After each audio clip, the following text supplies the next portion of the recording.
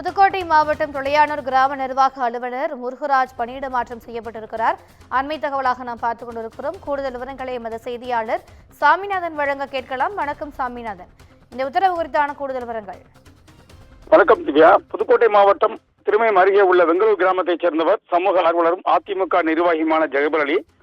இவர் புதுக்கோட்டை மாவட்டத்தில் கனிம வளங்கள் கொள்ளையடிக்கப்பட்டு வருவதாகவும், குறிப்பாக திருமயம் அருகே ஆர்ஆர் கிரசரில் முறைகேடாக கல்வி வெட்டி எடுக்கப்படுவதாக கடந்த 13ஆம் தேதி புதுக்கோட்டை மாவட்ட ஆட்சியர் அலுவலகத்தில் மனு அளித்திருந்தார்.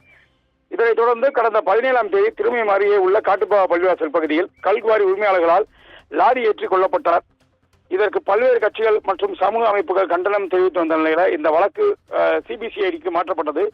இந்த வழக்கின் விசாரணை அதிகாரியாக புவனேஸ்வரி நியமிக்கப்பட்டார். இதைத் தொடர்ந்து பல்வேறு கட்டணமாக இந்த நடைபெற்று வரும் முறைகேடுகளை கண்டுபிடித்தனர். இதைத் தொடர்ந்து தற்பொழுது அந்த வழக்கின் சம்பந்தமாக பல்வேறு அதிகாரிகள் மாற்றப்பட்டும் பணியிடை நீக்கம் செய்யப்பட்டும் வருகின்றனர்.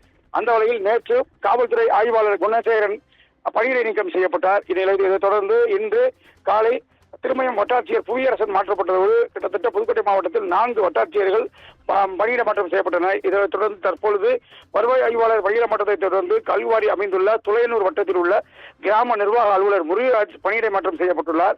இவர் திருமயம் தாலுகாவில் இருந்து கந்தரோட்டை தாலுகாவிற்கு மாற்றப்பட்டுள்ளார். இதற்குண்டான உத்தரவை வருவாய் கோட்டாட்சியர் ஐஸ்வர்யா உத்தரவிட்டுள்ளார்.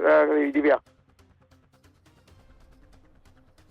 கூடுதல் விவரங்களுக்கு நன்றி சாமிநாதன்.